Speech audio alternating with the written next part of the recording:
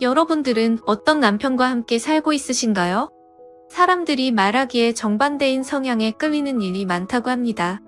저도 처음에는 그런 사람과 결혼을 했고요. 하지만 저와는 정반대의 성향을 가진 사람을 잘못 만났다가 내 인생을 아주 말아먹을 뻔했어요. 제가 여러분께 들려드리고 싶은 이야기는 바로 전 남편과의 사연입니다. 이야기의 시작은 8년 전으로 거슬러 가게 돼요. 사실 저는 그렇게 활동적이거나 외향적인 사람은 아니에요. 혼자만의 시간을 즐기고 조용히 책을 읽거나 가끔은 사색에 빠지는 산책을 즐기는 유형의 사람이죠.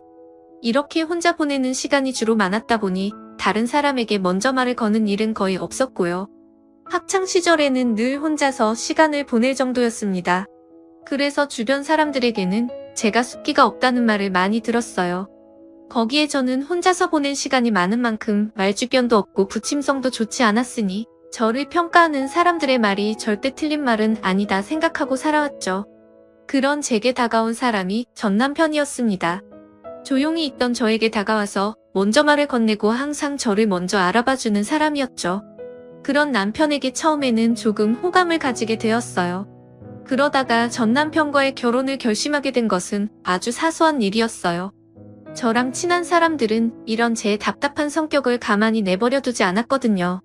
특히나 친한 언니들과 가끔씩 보는 날이면 항상 듣는 말이 있었죠. 얘 너는 우리가 이렇게 시간을 내서 만났는데 무슨 말이라도 해봐.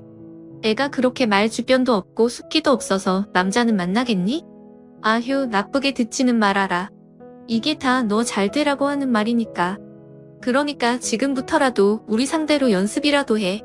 괜히 낯선 사람한테 말 걸어본다고 실수하지 말고. 응? 그래요. 친한 언니들은 제가 항상 말 없이 그녀들의 말만 듣고 있으니 오죽 답답했겠습니까? 저라고 이런 제 성격이 좋은 것은 아닙니다.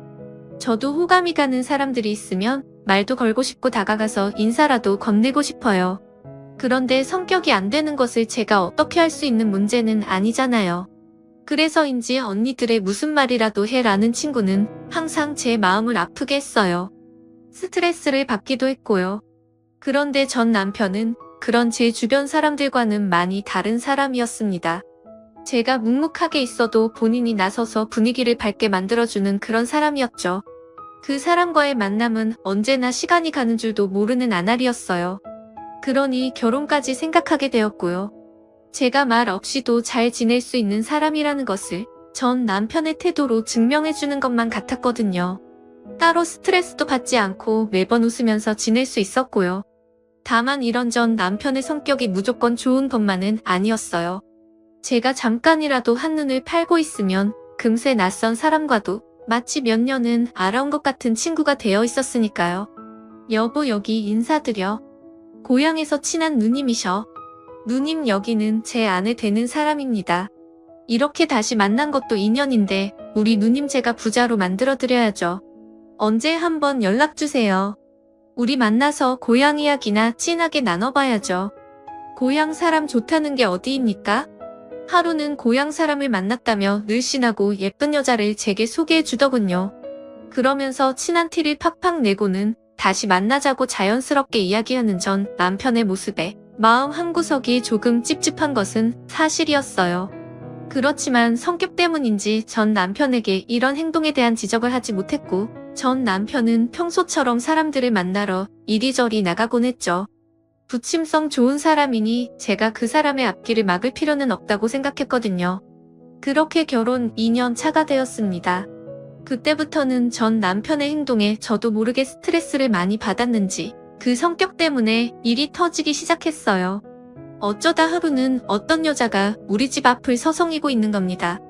저는 모르는 사람이었기에 집에 그냥 들어가려고 했는데 제 팔을 턱 잡더니 아주 뻔뻔스럽게 이야기를 하더군요. 저기 여기 이 주소에 사시는 거예요? 오빠 친한 여자친구분이구나? 오빠한테 이야기 많이 전해 들었어요. 저는 오빠랑 친하게 지내는 동생이고요. 오빠가 연락하라고 해서 왔거든요. 오빠 안에 있나요? 여기가 이 주소 맞죠? 저는 이 뻔뻔한 여자에게 어떤 말을 해줘야 할지 모르겠더군요. 제가 아내라는 사실을 모르는 것 같더군요. 보통 이렇게 집에 살고 있는 여자가 있으면 어이없어 할 텐데 오히려 전 남편에게 접근하려는 여자의 심정을 당최 이해할 수 없었어요. 그래서 전 아무 말도 하지 않고 조용히 그녀를 바라만 봤습니다. 그러자 제가 이 상황에 대해서 곱깝게 생각을 하는 것을 눈치챘는지 품에서 종이 하나를 꺼내서 제게 건네더군요. 정말인데? 오빠가 여기 쪽지 주면서 언제든지 찾아오라고 했단 말이에요. 여자가 건넨 쪽지에 적힌 내용은 정말 어이가 없었습니다. 우리 집 주소와 남편의 연락처, 시간 있으면 차나 한잔하자는 말이 적혀있더군요. 이 사람이 어디까지 나를 우습게 봐야 이런 행동을 스스럼 없이 하는지 저는 도저히 전 남편의 행동을 이해할 수 없었죠. 저기요, 지금 이렇게 같이 사는 것 같아 보이는 여자가 있으면 알아서 그만둬야 하지 않나요? 이런 쪽지를 받았다고 여기까지 올 게 아니라요. 그리고 그이는 지금 출장 중입니다. 그이가 그쪽에게 말 안 하던가요? 이제 그이가 집에 없다는 거 알았으면 이만 가주시죠. 편히 쉬고 싶으니까. 싸늘하게 말하는 제 태도의 여자는 자기 혼잣말로 욕을 하고는 다시 발걸음을 돌리더군요. 저는 남편이라는 호칭을 제대로 사용하지 않았어요. 너무나 자존심이 상했거든요. 여자를 자주 만난다는 것은 알았지만 이렇게 집까지 찾아오게 만들다니. 이 사람이 저를 절대 존중해주는 사람이 아니구나 싶었습니다. 하지만 이 사건 하나 때문에 전 남편과 이혼을 하게 된 것은 아니에요. 이 일을 남편에게 말하니 그날로 싹싹 빌면서 다시는 그러지 않겠노라 제 앞에서 각서까지 썼거든요. 그래서 이때는 저도 한번 물러나기로 했죠. 그러나 제 버릇은 개도 못 준다고 했던가요? 남편은 각서와 다르게 다시 또 여자를 만나고 다녔고 그 사실을 제게 들키고 말았죠. 저는 두 말도 없이 남편에게 이혼 이야기를 꺼냈습니다. 남편은 다급히 그런 저를 붙잡기 위해서 자기 친구까지 팔더군요. 여보, 그게 아니라 내 말 좀 먼저 들어봐요. 주변에 아직까지 결혼 못하고 사는 친구가 하나 있는데 매번 만날 때마다 결혼을 입에 달고 산단 말이야. 그래서 내가 여자인 친구들이 많으니까 다리 하나 놔주려고 했는데 이놈이 내 친구들은 전부 관심 없다면서 새로운 얼굴 없냐고 얼마 전에 그러더라고. 그러니 내가 친구 된 놈이라 어떻게 또 그 부탁을 지나칠 수 있겠어. 나도 하고 싶어서 여자 만난 거 아니라니까. 친구 여자 좀 찾아주려고 다닌다 보니 일이 이렇게 된 거라고. 아주 본능에 못 이겨서 자기 번호를 씨 뿌리듯이 여기저기 뿌리고 다녔던 가벼운 본인의 행동이 절대 자기가 아니었다고 말하는 남편. 친구의 신부권까지 신경 쓰는 그의 태도의 확률을 느꼈습니다. 이런 일이 계속 반복되어 가니 남편에 대한 믿음은 바닥에 찍었고 저는 점점 지쳐갔어요. 그리고 결국은 이혼을 하게 되었죠. 이혼 후에는 다시 일을 하게 되었어요. 이모의 호출로 이모 가게에서 함께 일하게 되었거든요. 사실 제가 부모님을 생각보다 어린 나이에 여의게 되었어요. 그때 혼자 남은 저를 돌봐주신 분이 바로 이모였습니다. 제게는 엄마나 다름없는 사람이죠. 그런 이모의 부탁이니 모른 척 할 수도 없어서 가게에 일을 도우러 나갔어요. 이모가 정말 좋은 사람인 게 이때까지는 혼자서 일을 해오신 분이시거든요. 그런 사람이 굳이 일이 많다며 가게로 저를 불러 일을 시키신 겁니다. 본인이 할 수 있는 일을 굳이 나눠서 내가 할 일을 만들어서 말이죠. 이때는 막 이혼한 후에 혼자가 된 터라 이모가 제 걱정을 많이 하셨던 것 같아요. 이 무렵에는 항상 저를 옆에 끼고 지내려고 하셨거든요. 아무튼 이모의 가게에서 일을 하게 되었는데 자주 오는 단골이 있었어요. 그는 거래처 사람이었는데 묵묵히 저처럼 일을 하는 스타일의 사람이었죠. 그래서 더 눈길이 갔던 것 같고요. 그러다 하루는 그 남자에게 어른들이 모여들어서 훈수 아닌 훈수를 드는 겁니다. 야, 남자 자식이 그렇게 말도 없고 호탕함도 없이 되겠냐? 아, 나 봐라. 남자라면 이렇게 듬직한 부분도 있고 여자한테 믿음도 주고 해야지. 그러니 오늘은 내가 한번 사장님 불러봐라. 여기 사장님하고. 남자는 주변 어른들이 시키는 대로 작은 목소리로 사장님하고 나지막히 불렀는데 그래도 시킨다고 하는 모습이 옛날에 제 모습을 보는 것만 같아서 속으로 조금 웃었네요. 어른들은 남자의 작은 목소리가 불만이었는지 다시 해보라며 그를 재촉했어요. 그렇게 목소리가 기어들어가서는 사람이 오다가도 들어가겠어. 다시 한번 해봐. 연습을 해야지. 너도 이제 결혼할 아이 아니냐? 언제까지 혼자서 지내려고 그래? 이렇게 소극적인 남자 좋아하는 사람 없다니까. 그러니까 자, 다시. 어른들의 모습이 저짓하면 괴롭히는 듯이 보일 수도 있겠지만 저는 압니다. 그런 모습들이 모두 그 남자를 걱정하는 마음에서 우러나오는 것을요. 그리고 훈수를 받던 남자도 그 마음은 다 이해하는지 어른들이 시키는 대로 잘 따라하려고 노력했고요. 제가 그 모습을 구경하면서 멀리서 서 있자 외출해서 돌아온 이모가 저를 툭툭 치더니 물었어요. 저기 저 남자, 거래처 남자의 말이야. 너하고 아주 판박이지 않아? 주변 어르신들이 저렇게 괴롭히는데도 불평 하나도 없이 시킨다고 시킨 대로 또 한다. 너도 예전부터 그랬잖아. 이야기해보라 해야 말하고 다녔으니까. 저를 똑 닮았다는 이모의 말에 저는 그 남자가 궁금해졌던 것 같아요. 세상에 나 같은 사람이 얼마나 있을까 싶었는데 사회생활을 제법 한 것 같은 남자가 저랑 비슷한 성격이라고 하니 어떤 사람일까 궁금했죠. 하지만 제 호기심은 거기까지였어요. 다시 일을 하려고 안으로 들어갔으니까요. 얼마 뒤 이모가 일이 생겨서 그날은 혼자서 가게를 보게 된 날이었어요. 혼자 있는 저를 멀리서 보고는 물건이 들어오는 시간만 확인하고 휙 나가더군요. 그런 그의 행동에 저는 저 사람은 내가 불편한가 보다 생각하고 그냥 제 일에 전념했죠. 그런데 물건이 들어오는 시간이 되니 어디선가 나타나서 물건을 옮겨주는 겁니다. 그러고는 바로 자리를 뜨려는 남자를 전 얼른 붙잡았어요. 저기 이렇게 도움도 주셨는데 그냥 가면 어떡해요? 그럼 제가 뭐가 되겠어요? 혹시 오늘 저녁에 시간 되세요? 도와주셨는데 제가 저녁이라도 사겠습니다. 도와주고 말도 없이 가려는 남자를 붙들고 열심히 말을 건넸죠.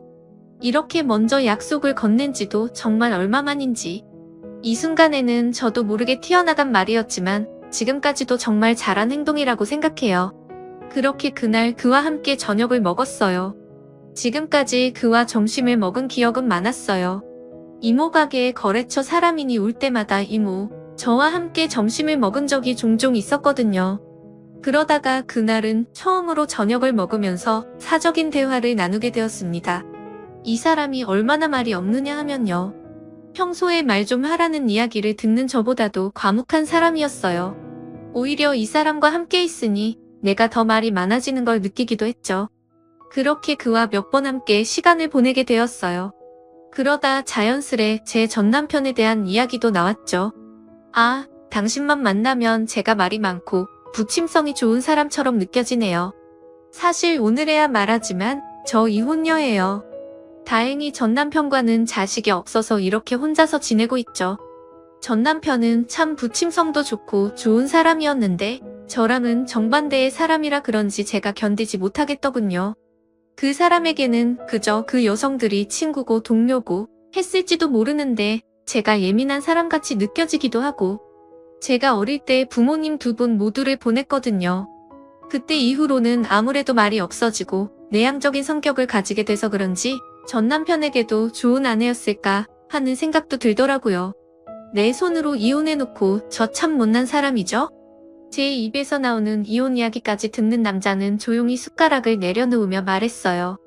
그 사람의 입에서 나온 묵직한 말에 괜히 코전등이 시큰거렸죠.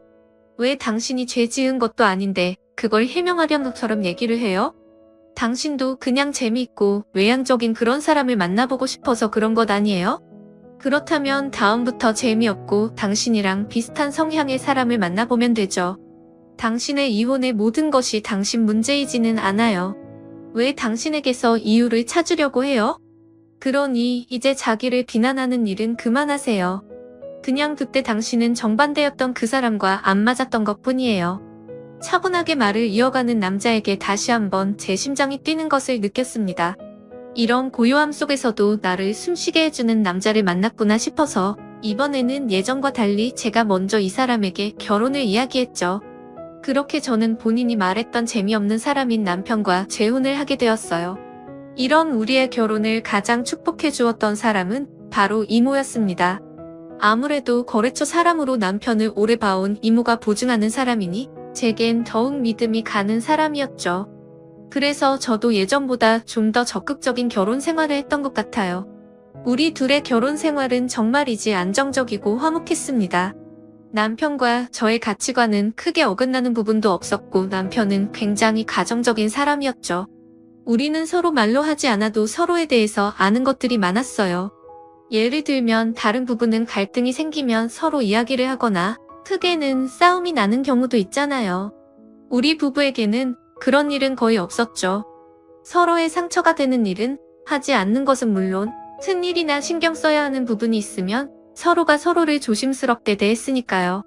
이런 나날이 계속되고 우리 둘 사이는 서로에 대해 아는 부분들이 점점 많아졌습니다. 이런 남편과의 생활을 계기로 저는 생각했던 것 같아요. 남편의 말대로 반대의 성향보다 그저 서로 잘 맞는 사람이 따로 있다는 사실을 말이죠. 그 사건이 있던 날 밤에도 저는 그런 남편을 기다리고 있었습니다. 평소에 남편은 기가 시간을 제게 미리 얹으라고 들어오곤 했거든요. 그래서 저는 남편이 퇴근하기만을 기다리면서 한참 저녁 준비에 몰두했죠. 그러다가 문득 시계를 봤는데 남편이 도착할 시간이 다 되어가서도 연락이 없는 거예요. 처음에는 오늘은 정말로 일이 바쁜가 보다 생각하면서 거실에 앉아서 TV를 보고 있었는데 심장이 마구 뛰더군요. 시간은 어느덧 8시가 다 되어갔고 그때까지도 남편은 연락이 오지 않았습니다. 불안한 마음에 거실을 서성이고 있었는데 그때 전화벨이 울렸어요. 따르릉 울리는 전화 소리에 싸한 느낌이 들었죠. 불길한 예감이 엄습했지만 심호흡을 하며 전화를 받았습니다. 아니나 다를까 병원에서 온 연락이었어요. 저는 신발도 제대로 갖추지 못한 채로 병원을 향해 갔는데 거기서 마주치게 된 것은 피투성이가 된 남편의 모습이었어요. 제가 도착하자마자 남편은 수술실로 들어갔고 저는 그런 남편의 손 한 번 잡아주지 못한 채로 수술실을 지켜보고 있어야 했습니다. 이내 이모가 도착해서 힘들어하는 저를 부축해 주었고 그렇게 우리는 근 1시간가량을 수술실 복도에서 기다렸어요. 정말 제 생에 가장 많은 기도를 했던 것 같아요. 신이 있다면 제발 남편을 무사히 볼 수 있게 해달라고 말이죠. 하지만 결국 남편은 병원에서 사투 끝에 세상을 떠났어요. 남편과의 행복했던 시간은 고작 몇 년밖에 허락되지 않는 것이었죠. 남편이 이렇게 병원으로 오게 된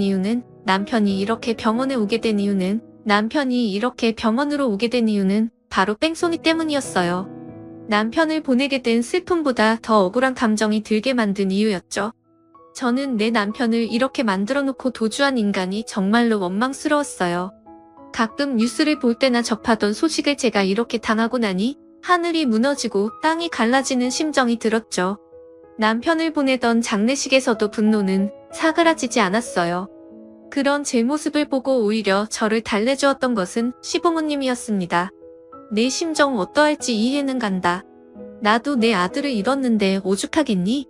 그런데 일단 너부터 좀 챙겨라. 아무리 그래도 내 아들이 사랑한 여자라는데 네가 이러고 있으면 내 아들도 하늘에서 편치 않을 거다. 그러니까 마음 좀 추스르고 일단 범인이 잡히면 그때 다시 보자고 나.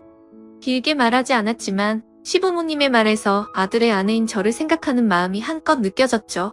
그리고 이모도 남편을 잃은 저를 이대로 내버려둘 수 없다는 듯이 집을 계속해서 찾아왔고요. 하지만 그들의 노력에도 제 분노는 쉽게 가라앉지 않았어요. 시간이 지나면 지날수록 남편을 데려간 범인에게 분노가 치밀기 시작했죠. 가해자는 피해자의 심정을 이해하지 못한다고 했던가요? 본인이 한 짓이 평화롭게 잘 지냈던 한 가정을, 열심히 일하던 한 생명을 앗아간 일이라는 걸 알기나 할까 의문이 들었습니다. 저는 그래서 더더욱 어떻게든 끝까지 찾아내서 벌을 주고 싶었어요.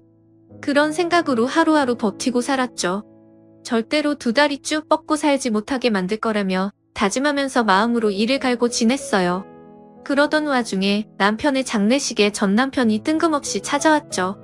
어떻게 이 소식을 알게 되었는지 모르겠는 전 남편이 찾아오니 기분이 이상하더군요. 생각해보세요. 이모나 제가 아니면 이 소식을 들을 만한 구석이 없는 사람인데 이렇게 찾아오니 제가 이상하게 생각하는 것도 당연하지 않겠어요? 게다가 전 남편은 이미 남편의 사인도 다 알고 있더군요. 당신이 여기까지는 어떻게 왔어? 어디서 소문을 듣고 이렇게 뻔뻔스럽게 내 앞에 나타나? 내 남편 앞이니까 더 큰 소리는 내지 않겠어.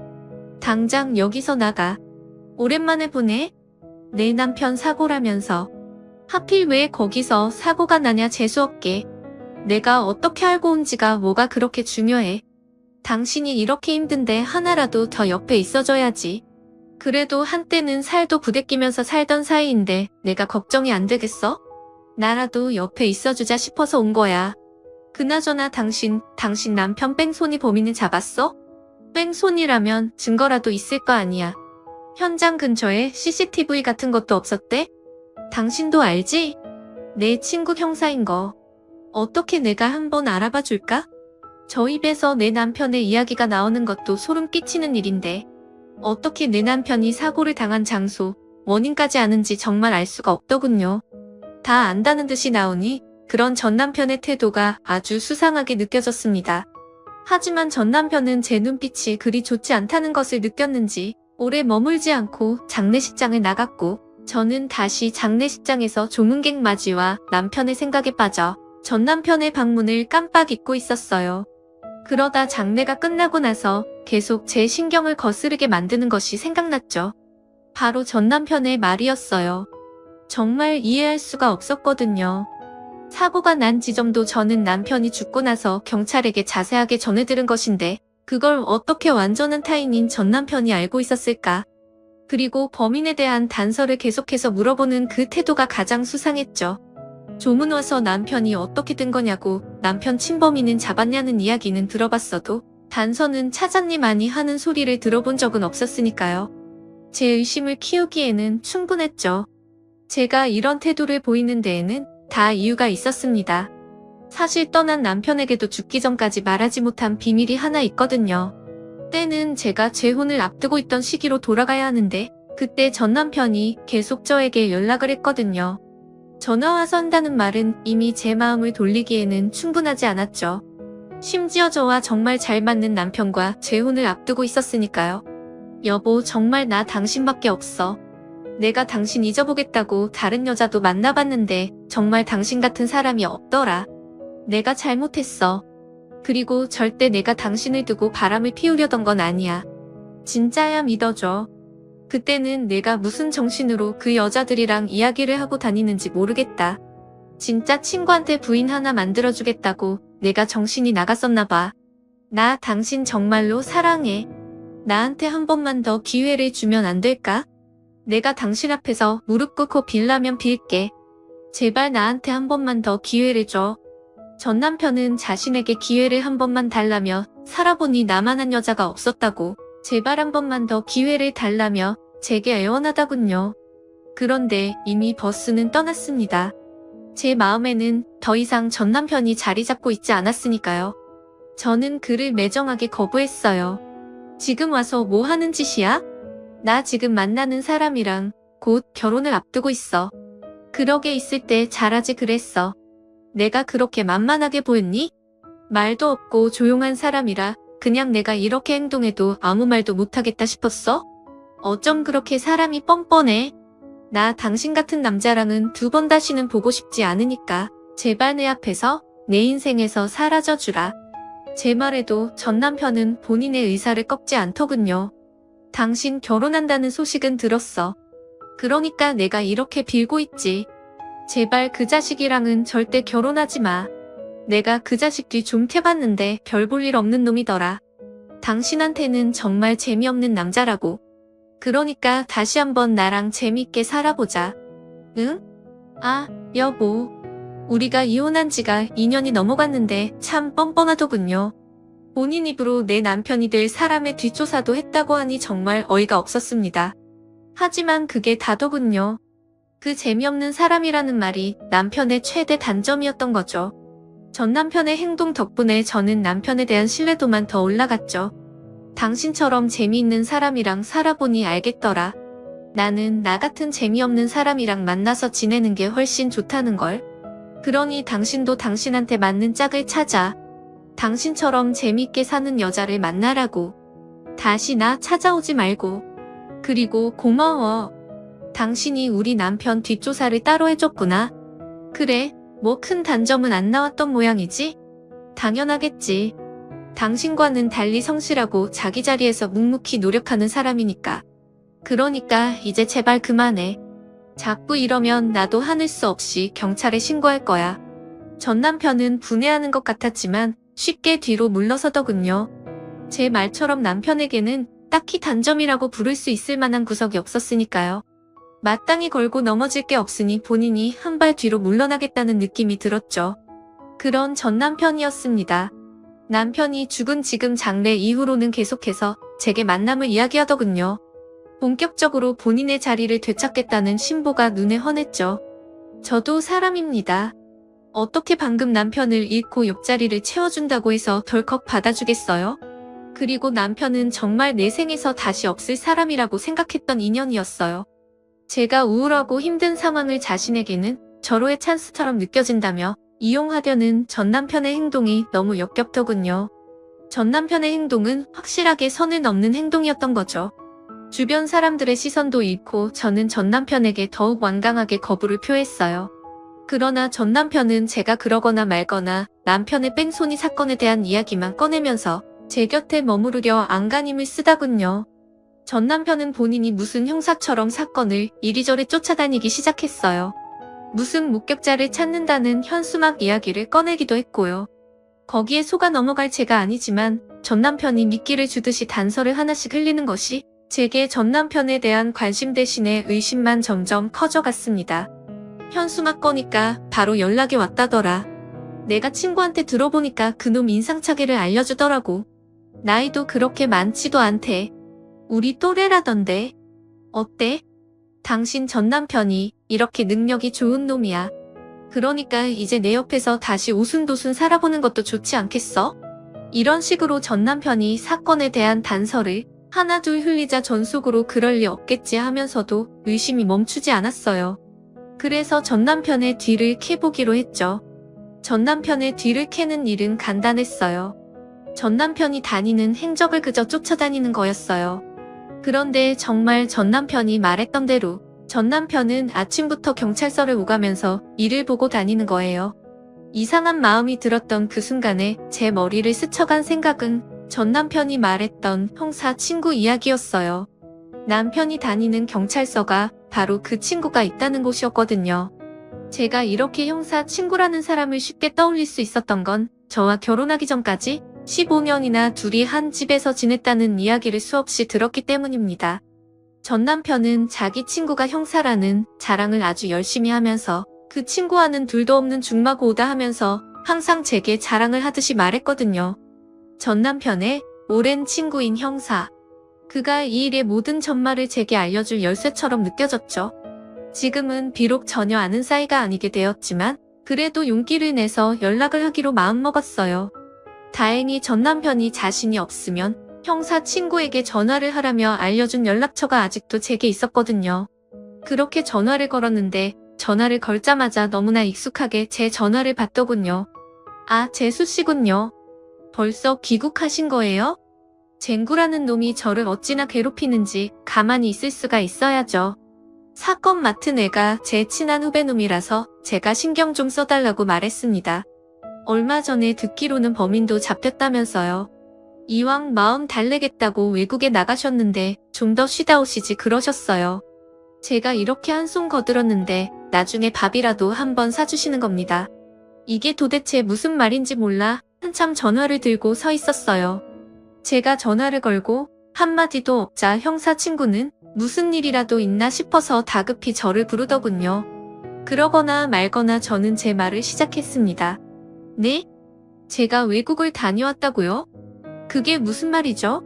저 남편 그렇게 되고 난 다음에 한국을 벗어난 적이 없습니다. 그리고 범인이 잡혔다면서 왜 제게는 연락 한 번 주지 않았어요? 분명 제가 범인이 잡히면 연락을 달라고 그 후배라는 사람에게도 당부하러 갔는데요. 저 절대 뺑소니 범인 선처하지 않을 거라고 합의 따위는 없을 거니까 그놈 콩밥 먹이겠다고 분명히 제 의사 전달했는데요. 당신이 하는 말 하나도 모르겠으니까 잠시 저 좀 보시죠. 지금 그 후배가 있다는 경찰서 인근이니까 빨리 나오세요. 다행히 전 남편의 친구라던 형사는 시간이 있었는지 급히 나와서 저와 가까운 곳에서 이야기를 시작했어요. 모든 사건의 전말은 이렇습니다. 아니, 친구놈의 전처인이 신경 좀 써달라기에 그놈 말대로 했죠. 저는 이 사건 어떻게 진행되는지도 몰랐습니다. 그저 그놈 말대로 후배놈에게 가서 연락은 그놈에게 하라고 했어요. 그놈이 재수씨가 충격으로 잠시 외국에 휴양하러 갔다고 했거든요. 자기가 비용 다 대줬다면서 자랑하는 식으로 말해서 그런 줄 알았어요. 당연히 외국에 나갔으니 연락은 힘들겠다 싶었고요. 재수 씨 워낙 사랑하던 놈이지 않습니까? 그래서 남편이 갔으니 이제 둘이 다시 만나나 보다 했죠. 얼마 전에 범인 잡았다고 제게 말하던데 그놈한테 분명히 연락 갔을걸요? 그놈이 범인 잡았다고 말 안 해요? 사고 일어났을 때도 재수 씨 이름 들려서 내가 제일 먼저 그놈한테 알려줬는데 알고 보니 전 남편은 이미 범인이 잡힌 사실도 알고 있었고 거기에 남편이 이미 사고를 당한 소식도 저보다 먼저 알게 되었던 겁니다. 그리고 파렴치하게 친구에게 범인이 잡히면 제가 아니라 자기한테 연락이 오도록 부탁까지 했고요. 전 남편이 그날 장례식장에서 했던 이야기가 어떻게 전 남편의 입에서 나오게 되었는지 알게 되었죠. 제 어이없어하는 모습에 형사라는 친구도 잘못되었다는 걸 눈치챘는지 잠시 자기 후배에게 사고 처리 상황에 대해서 알아보겠다며 전화를 하더군요. 저는 그가 전화하는 것을 그저 지켜만 보고 있었어요. 통화가 끝난 다음에 그는 이렇게 말하더군요. 재수 씨, 그 사고 CCTV 증거 영상은 이미 확보된 상태라고 하네요. 범인이 잡힌 것도 몇 주 전이었고요. 생각보다 큰 대륙 변에다가 사람이 많이 단둔 시간이라서 그런지 범인 잡는 것도 빨랐다고 합니다. 그런데 그놈이 정말 재수 씨에게 아무 말도 하지 않던가요? 아, 그럴 놈이 아닌데. 그는 그래도 전 남편이 친구라고 보호해주는 듯이 말하더군요. 저는 정말 어리나갔어요. 전 남편의 입에서 나왔던 CCTV 증거 영상은 이미 확보되어서 활용된 상태에다가 범인까지 무려 몇 주 전에 잡혔다고 하니까요. 그걸 알고 있으면서도 자기 손에 쥐고서 지금까지 뻔뻔하게 저를 생각하는 척하며 다가왔던 전 남편의 행동에 소름이 돋았습니다. 거기에 뭐? 내가 외국에 갔다는 거짓말까지 했다는 말에는 더 기가 막혔죠. 어쩐지 전 남편의 행동이 수상하다고 생각했어요. 유독 이 일에 발벗고 나서겠다고 하는 게 도저히 이해가 가지 않았거든요. 자기가 지금 내게 가장 큰 문제를 해결해주면 자기 옆에 있을 거라고 확신하고 이런 일을 벌인 것 같은데 전혀 그렇지 않았죠. 이 일을 해결해준다고 하더라도 옛날에 본인이 주었던 내 상처가 덮일 리 없었으니까요. 저는 형사와 헤어지고 난 다음 바로 전 남편에게 마지막 문자를 보냈습니다. 당신이라는 사람이랑 같이 살 생각 추호도 없어. 무슨 일이 있더라도 내가 당신을 의지해서 돌아갈 생각은 절대 1도 없고 천국에 있는 내 남편이 내 인생에서 마지막 사람이니 이제 절대 나한테 연락하지 마. 혹시라도 다시 접근한다면 그때는 정말로 가만히 있지 않을 거야. 내 말이 우습게 느껴지면 어디 한번 행동해 보시던가. 그리고 그렇게 친구가 좋고 사람이랑 말하는 거 좋으면 온 세상 사람하고 친구하고 다녀. 괜히 조용히 사는 사람 괴롭히지 말고. 전 남편은 제 문자를 받고 수없이 제게 연락이 왔지만 저는 당장 그의 번호를 차단하고 이 일을 넘어가기로 했어요. 다들 무슨 말을 할지 알아요. 어떻게 이렇게 가벼운 처사로 넘어갈 생각을 하냐고 말이죠. 저도 제 마무리가 절대 무겁지 않다는 걸 알고 있습니다. 하지만 저는 더 이상 사람을 증오하면서 지내고 싶지 않았어요. 제 성격상 뺑소니 범인을 증오하면서 지낸 시간이 너무나 괴로웠거든요. 사람을 싫어하게 되고 어떤 사람을 증오한다는 사실이 그렇게 유쾌하지만은 않았어요.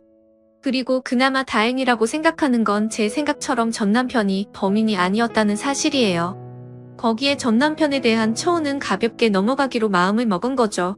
이날의 진실은 오직 저만이 알고 있습니다. 이모나 시부모님은 아직 남편의 친범인을 잡았다는 소식을 뒤늦게 전해 들은 사실을 모르고 있어요. 특히 제 엄마와도 다름없는 이모는 전 남편이 제게 이런 일을 했다는 사실을 전혀 모르시고 계시고요. 아마도 이모가 알았다면 전 남편의 행동을 이렇게 가볍게 넘어가지는 않았을 겁니다. 이모는 사업하는 사람답게 상과 벌을 제대로 주는 성격이셨으니까요. 지금은 간간히 이모와 함께 남편의 묘를 들르곤 합니다. 제 인생에서 이제 남자는 남편이 끝이라고 마음을 먹었으니까요. 그날 전 남편이 한 행동은 그 정도에서 적당히 묻어두고 살려고요. 괜히 꺼냈다가 다른 사람까지 스트레스를 받게 하고 싶지도 않고요. 이렇게 다짐을 하고 나서 저는 꿈에서 남편을 만났습니다. 꿈에서 만난 남편은 편히 웃고 있는 얼굴을 했어요. 저는 그런 남편에게 말했어요. 내 인생의 마지막은 당신뿐이야. 그러니까 거기서도 마음 편하게 나 기다려줘. 너무 지루하면 다른 사람하고 만나도 내가 용서해줄게. 그러니까 나중에 우리 다시 만나요, 여보. 그때는 우리 오래도록 행복하게 살자. 비록 꿈이었지만 긍정의 대답 같은 남편의 환한 미소는 여전히 제가 살아가는 데 있어서 힘을 주게 하는 원동력이 되어주고 있습니다. 저는 조금 오랜 시간이 지났지만 아직도 여전히 남편이 그리워요. 그리고 그날 꿈에서 보았던 남편에게 했던 말처럼 죽어서도 오래도록 행복하게 살게 해달라며 매일 아침 저녁으로 기도를 하고 있습니다. 제가 이렇게 성실하게 기도하면 어떻게 죽어서도 신께서 이루어주지 않겠어요? 세상에는 사고를 당하시는 분들이 저 말고도 정말 많겠죠. 저처럼 가족을 잃었다는 사고 소식을 들으면 저도 덩달아서 마음이 짠해지곤 합니다. 하지만 떠난 사람은 떠난 사람이고 산 사람은 산 사람이죠. 살아있는 한은 어떻게든 열심히 살아야 하지 않겠어요? 그러니 제 이야기를 듣는 모든 분들께 말하고 싶어요. 지금의 인생을 최대한 즐기면서 사시라고요. 오늘도 찾아주셔서 감사합니다.